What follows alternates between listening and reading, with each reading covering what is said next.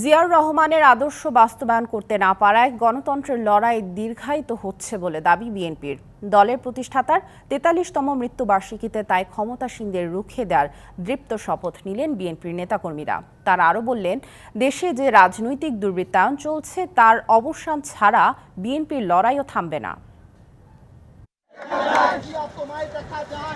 দলের প্রতিষ্ঠাতার ৪৩তম মৃত্যুবার্ষিকীতে চন্দ্রিমা উদ্যানে জিয়াউর রহমানের কবরে শ্রদ্ধা জানাতে আসে দলের সর্বস্তরের নেতাকর্মী। বুকে শেষ রক্তবন্ধী দিয়ে হলো আমাদের শহীদ রাষ্ট্রপতি আদর্শ বাস্তবায়ন করব। যে নতুনভাবে শপথ নিয়ে নতুনভাবে আমরা শক্তি সঞ্চার করে যেন আমরা তার মাকে মুক্ত করতে পারি, দেশকে মুক্ত করতে পারি, আমাদের ভোটের অধিকার আমরা ফিরিয়ে আনতে পারি।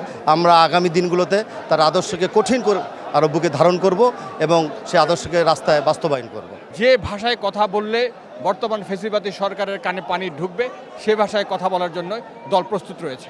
নেতার কবরে শ্রদ্ধা জানিয়ে নতুন লড়াইয়ের শপথও নিলেন তারা। আমরা যদি শহীদ জিয়ার আদর্শকে পুরোপুরি ধারণ করতে পারতাম, আমরা যারা শহীদ জিয়ার সৈনিকরা আছি, তাহলে হয়তো আমাদের লড়াই এত দীর্ঘায়িত হতো না।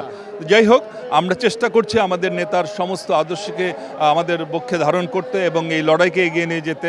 এই মুহূর্তে কঠিন এবং কঠোর আন্দোলন করার মধ্য দিয়ে আমাদের যে অধিকার, আমাদের যে টার্গেট, নির্বাচন তত্ত্বাবধায়ক সরকারের অধীনে, নিরপেক্ষ নির্দলীয় সরকারের অধীনে, সে অধিকারকে আদায় করার লক্ষ্যেই আমরা এগিয়ে যাব ইনশাল্লাহ। সবশেষ সর্বস্তরের নেতাকর্মীদের নিয়ে শ্রদ্ধা জানান বিএনপি মহাসচিব। আসেন গণমাধ্যমের সামনে।